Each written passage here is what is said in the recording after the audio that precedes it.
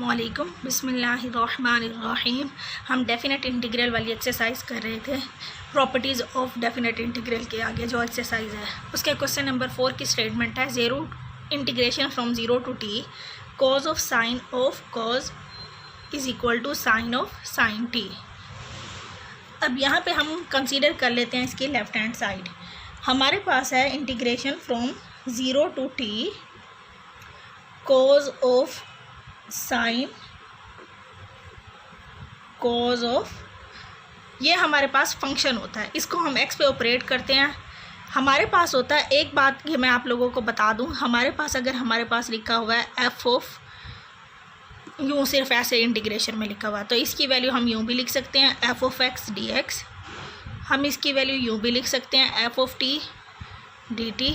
हम इसकी वैल्यू यूँ भी लिख सकते हैं F of U D you, क्योंकि ये हमारे पास डमी वेरिएबल होता है। अगर सिर्फ एफ ही लिखा हुआ तो इसका मतलब है हम यहाँ पे कोई वेरिएबल इस पे ऑपरेट कर सकते हैं। अब यहाँ पे सिर्फ एफ की वैल्यू है, इसको हम एक्स पे ऑपरेट करते हैं तो इसकी वैल्यू सेम होगी। तो हम zero to t cos of sine of cos of, यहाँ पे हम इस पूरे फंक्शन को ऑपरेट करेंगे।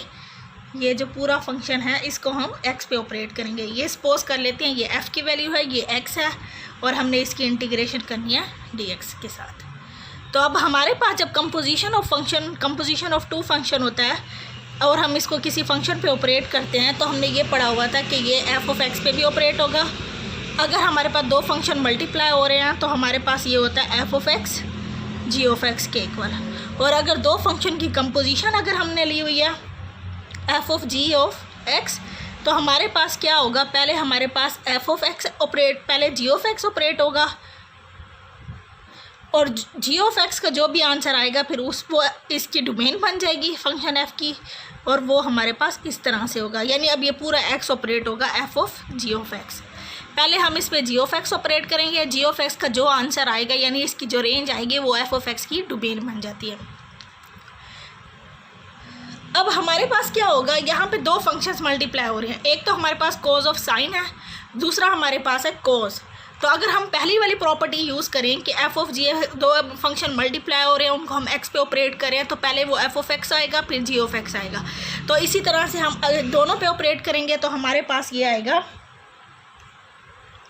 Zero to t cos of sine of, ये पूरा का पूरा फंक्शन एक सपोज हम कहते हैं ये एफ है, ये भी एक्स पे ऑपरेट होगा। इसी तरह से ये वाला जो कॉज है ये भी हमारे पास इस पे ऑपरेट होगा एक्स पे, ये डी एक्स आ गया। अब यहाँ हमारे पास दो फंक्शन की कंपोजिशन है, पहले हम क्या करेंगे साइन को ऑपरेट करेंगे, साइन का जो आंसर आएगा फिर उस पर हम कॉज को अप्लाई करेंगे। तो हमारे पास आंसर क्या आ जाएगा, zero to t cos of, यहाँ पे हमारे पास ये आ जाएगा साइन ऑफ एक्स, यहाँ कॉज एक्स डी एक्स। फिर जब हम कॉज को अप्लाई करेंगे तो हमारे पास आ जाएगा zero to t cos of sine x cos x d x.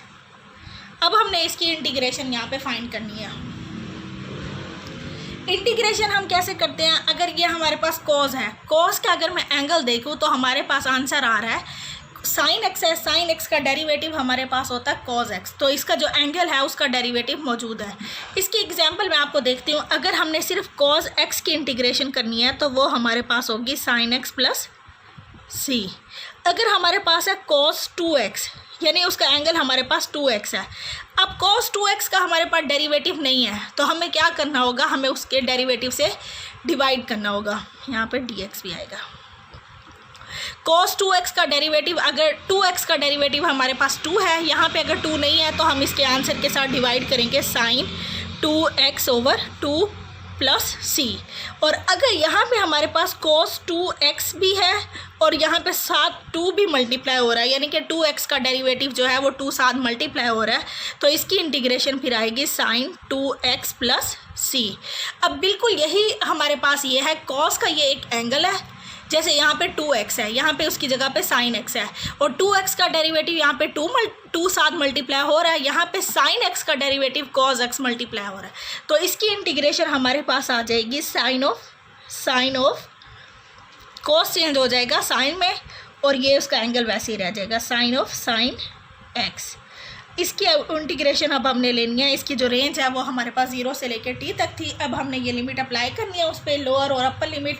तो ये हमारे पास आ जाएगा, पहले हम t को ऑपरेट करेंगे तो ये हमारे पास आ जाएगा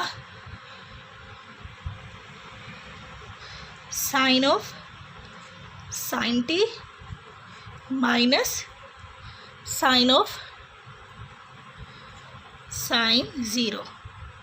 साइन 0 हमें पता है 0 के इक्वल होता है, इसका आंसर भी 0 आएगा। फिर जब ये इस साइन पे 0 अप्लाई होगा साइन 0 तो भी 0 हो जाएगा।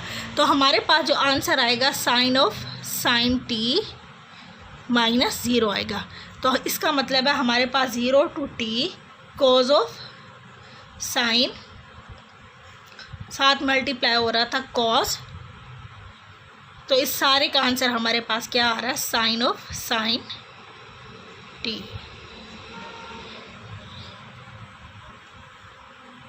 क्वेश्चन नंबर 4 का सेकंड पार्ट है 0 to integration from 0 to 1 i raise to power 4 in square root of 1 plus i raise to power 5। Sorry यहाँ पे 5 है। इसको हम लिखेंगे, अगर हम x वेरिएबल में इसको चेंज करें तो ये i4 x4 में चेंज हो जाएगा, i5 i raise to power 5 x raise to power 5 में चेंज हो जाएगा, और इंटीग्रेशन हमने लेनी है dx। और हमने इसके आंसर को प्रूव करना है कि ये जो आंसर आ रहा है 2 into square root of 8 minus 1 divided by 15 इसके इक्वल आ रहा है। ये बहुत ही आसान क्वेश्चन है। अब हमारे पास अगर हम यहाँ पे पावर रूल यूज़ करें तो हमारे पास जो बेस है वो हमारे पास होगी 1 plus x raise to power 5, 1 plus x raise to power 5 की पावर 1/2 0 to 1 इंटीग्रेशन dx। अब यहाँ पे मैं पावर रूल यूज़ कर सकती हूँ, लेकिन हमारे पास 1 plus x raise to power 5 का डेरिवेटिव मौजूद होना चाहिए। तो यहाँ हमारे पास जो डेरिवेटिव है 1 plus x raise to power 5, वो हमारे पास 1 का डेरिवेटिव तो 0 हो जाएगा, ये आएगा 5 एक्स रेज़ टू पावर 4 आ जाएगा। तो हमारे पास एक्स रेज़ टू पावर 4 तो है लेकिन 5 नहीं है। तो हम क्या करेंगे, 5 से मल्टीप्लाई भी कर देंगे और डिवाइड भी कर देंगे। तो हम यहाँ पे 5 से डिवाइड कर देंगे, integration from 0 to 1, 1 plus x raise to power 5 की पावर है 1/2 और साथ मल्टीप्लाई कर दिया 5 x raise to power 4 dx। 5 से मल्टीप्लाई भी कर दिया और डिवाइड भी कर दिया है। तो अब हम पावर रूल यूज़ कर सकते हैं। यहाँ पे 1/5 1 plus x raise to power 5 की पावर 3/2 हो जाएगी और डिवाइडेड बाय 3/2 हो जाएगी। 3/2 से, क्योंकि हम इसमें ऐड करते हैं 1/2 में 1 ऐड करेंगे तो 3/2 हो जाएगी, और डिवाइड भी हम उसी पावर से कर देते हैं तो ये हो जाएगी।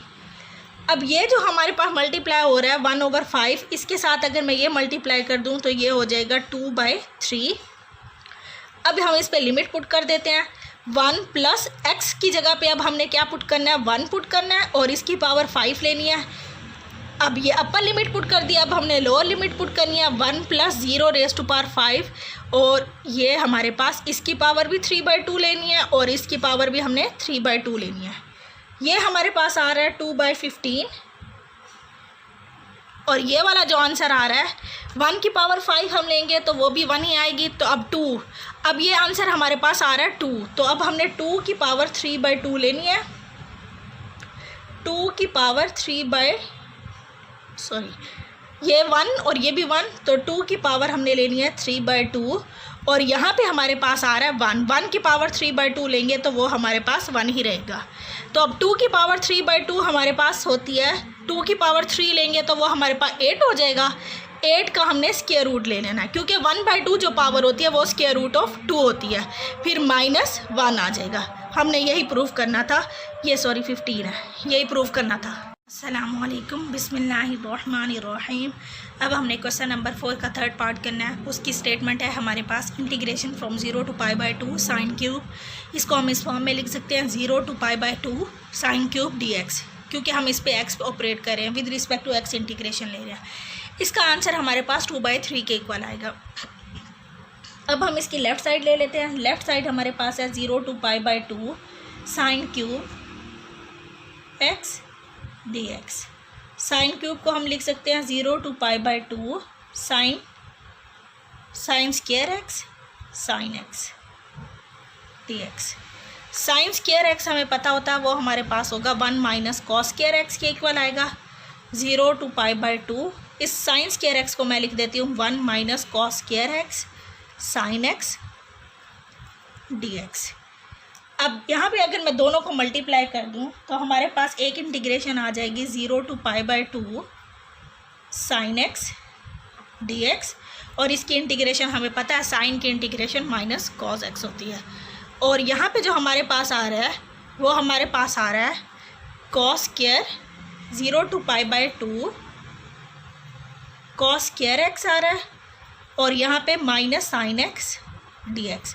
यहाँ पे मैंने माइनस ये वाला जो था वो साइन एक्स के साथ मल्टीप्लाई कर दिया है, क्योंकि हमें पता है कॉस का जो डेरिवेटिव होता है वो हमारे पास माइनस साइन एक्स होता है।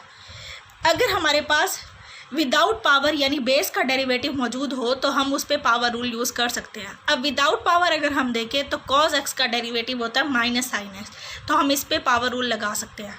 तो अब हम इसकी इंटीग्रेशन करते हैं। अब इंटीग्रेशन हमारे पास साइन एक्स की होती है माइनस कॉस एक्स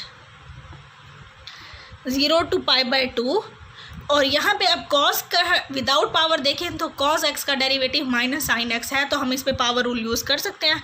तो उसकी इंटीग्रेशन आएगी कॉस क्यूब, क्योंकि इसकी एक पावर इंक्रीज़ करेंगे और जो पावर आ रही है उसका डेरिवेटिव लेंगे, तो उससे डिवाइड कर देंगे 0 to π/2। और ये डेफिनेट इंटीग्रल है, इस वजह से हम इस पर सी ऐड नहीं करेंगे। अब हमारे पास ये जो हमारे पास आ रहा है माइनस मल्टीप्लाई कर देंगे बाहर, इस पे हम लिमिट अप्लाई करते हैं कॉस π/2 माइनस कॉस 0 हो जाएगी। और इसी तरह से 1/3 को हम बाहर ले लेंगे। अब हमारे पास होगा कॉस π/2 का क्यूब माइनस कॉस 0 का क्यूब। ये हमने लिमिट्स पुट कर दिए इस पर। अब हमारे पास cos π/2 0 होता है, cos 0 1 होता है, तो अब यहाँ पे -1 आ रहा है, लेकिन इसकी वजह से हमारे पास ये आंसर +1 आ जाएगा 1/3। अब cos π/2 हमारे पास 0 होता है, तो हमारे पास ये आंसर 0 हो जाएगा। cos 0 1 होता है और 1 का क्यूब हमारे पास 1 ही आएगा, तो 0 - 1 आ रहा है। तो इसका मतलब है ये आंसर जो आ रहा है 1 - 1/3, तो 3 - 1 2/3, और हमने यही प्रूफ करना था। नेक्स्ट हमारे पास क्वेश्चन है integration from 0 to 1 minus epsilon dx over 1 minus x whole square. अच्छा, यहाँ पे हम क्या करेंगे, इसको न्यूमरेटर में ले आएंगे हम। 1 माइनस एक्स की पावर यहाँ पे डिनोमिनेटर में 2 थी, तो अब -2 हो जाएगी dx। अब अगर हमारे पास इसकी जो बेस है वो 1 माइनस एक्स है, अगर हमारे पास 1 माइनस एक्स का डेरिवेटिव मौजूद हो तो हम इस पे पावर रूल यूज़ कर सकते हैं। अब 1 माइनस एक्स का जो डेरिवेटिव आएगा, 1 का डेरिवेटिव 0 हो जाएगा, 1 माइनस एक्स का डेरिवेटिव -1 होगा। तो हम क्या करेंगे, माइनस से 2 मल्टीप्लाई कर देंगे, क्योंकि हम इसका पूरे का डेरिवेटिव -1 आना चाहिए। 0 to 1 माइनस एप्सिलॉन, अब ये बाहर मल्टीप्लाई कर दिया, 1 माइनस एक्स की पावर -2, और यहाँ पे भी -1 से मल्टीप्लाई कर दिया। अब इसका डेरिवेटिव मौजूद है, हम इस पे पावर रूल यूज़ कर सकते हैं। 1 माइनस एक्स की पावर -2 + 1, और डिवाइड भी इसी पावर से करेंगे -2 + 1, और इंटीग्रेशन हम ले लेंगे, लिमिट पुट कर देंगे 0 to 1 माइनस एप्सिलॉन। अब यहाँ पे -1 आ रहा है, ये भी -1 है, तो ये +1 हो जाएगा। अब इसका मतलब है हमने जो है 1 माइनस एक्स की पावर जो -1 आ रही है, इस पे लिमिट पुट करनी है 0 to 1 माइनस एप्सिलॉन। इसको हम डिनोमिनेटर में वापस ले जाते हैं, तो ये हो जाएगा 1 माइनस एक्स रह जाएगा, क्योंकि पावर जो -1 है नीचे जाके प्लस हो जाएगी 0 to 1 माइनस एप्सिलॉन। अब पहले हमने x की जगह पे 1 माइनस एप्सिलॉन पुट करना है, फिर x की जगह पे हमने 0 पुट करना है। तो हमारे पास जो आंसर आएगा वो आएगा 1/1 माइनस, अब x की जगह पे हम लिखेंगे 1 माइनस एप्सिलॉन, और जब माइनस करके लोअर लिमिट पुट करेंगे तो 1 - 0 हो जाएगा। ये जो ब्रैकेट में है ये वैल्यू मैंने पहले अपर लिमिट पुट किया, फिर मैंने लोअर लिमिट पुट किया, तो ये हमारे पास जो आंसर आएगा वो आएगा 1 - 1 प्लस एप्सिलॉन -1/1 आ जाएगा, ये आंसर आएगा। तो हमारे पास जो फाइनल आंसर आएगा वो आ जाएगा, ये भी 0 हो जाएगा, 1/एप्सिलॉन -1। हमने लिमिट ली हुई थी 0 to integration 1 minus epsilon dx over 1 minus x का होल का स्क्वायर dx, सॉरी dx लिख दिया। और ये हमारे पास आंसर आ रहा है 1 ओवर एप्सिलॉन माइनस 1 के। क्वेश्चन नंबर 4 का 5th पार्ट है हमारे पास। हमने इंटीग्रेशन लेनी है from 0 to pi dx sine cube x dx is equal to 0। हमने ये प्रूव करना है। dx का मतलब है डेरिवेटिव लेना है विद रिस्पेक्ट टू x। तो सबसे पहले हम इसका डेरिवेटिव लेंगे 0 टू पाई। अब यहाँ पे हम पहले पावर रूल यूज़ करेंगे, पावर हमारे पास पहले आ जाएगी। इसका डेरिवेटिव जब हम लेंगे तो वो साइन 3 साइन स्क्वायर x हो जाएगा, और साइन x का जब हम अगेन लेंगे तो वो हमारे पास कॉज x हो जाएगा dx। अब यहाँ पे अगर हम इस पे दोबारा इंटीग्रेशन लेते हुए पावर रूल यूज़ करें, ये हमने डेरिवेटिव लिया था और वो वाला पावर रूल यूज़ किया था। जैसे हमारे पास होता है डेरिवेटिव हम लेते हैं x की पावर n का, तो n हमारे पास पहले आ जाता है, x की पावर n माइनस 1 हो जाता है। ये हमने डेरिवेटिव वाला यूज़ किया कि इसकी पावर हमारे पास पहले आ गई थी 3, फिर साइन स्क्वायर इसकी पावर में से एक कम हो गया था, और फिर यहाँ पे तो x है, इसका फर्दर डेरिवेटिव 1 हो जाता है, लेकिन यहाँ हम बेस का डेरिवेटिव लेंगे तो वो cos x हो जाएगा। अब अगर हम देखें तो हमारे पास जो इंटीग्रेशन आ रही है वो हमारे पास आ रही है 0 टू पाई, 3 कॉन्स्टेंट है उसको बाई ले लिया, साइन स्क्वायर x है, और साथ हमारे पास मल्टीप्लाई हो रहा है cos x dx। तो साइन का डेरिवेटिव हमारे पास cos होता है। अगर हम देखें साइन स्क्वायर x की बेस साइन x है, साइन x का डेरिवेटिव cos x मौजूद है, तो हम इस पे पावर रूल यूज़ कर सकते हैं। यहाँ पे हमारे पास पावर रूल क्या होता है, x raise to power n dx।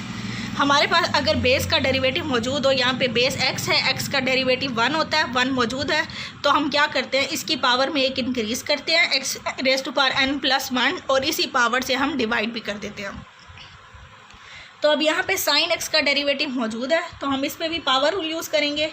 Sign का डेरिवेटिव cos होता है, cos मौजूद है, तो sign cube x divided by 3 आ जाएगा, क्योंकि अब इसकी पावर एक इंक्रीज़ करेंगे तो 3 हो जाएगी, इसी पावर से डिवाइड कर देंगे 0 टू पाई।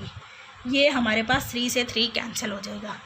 अब हमने इंटीग्रेशन की जो लिमिट्स हैं वो पुट करनी है साइन पे 0 टू पाई। अब हमारे पास जो आंसर आएगा साइन पाई की पावर क्यूब लेना है हमने, माइनस साइन 0 का क्यूब लेना है, तो हमारे पास आ जाएगा साइन पाई भी 0 होता है और साइन 0 भी 0 होता है, तो आंसर हमारे पास 0 आ गया।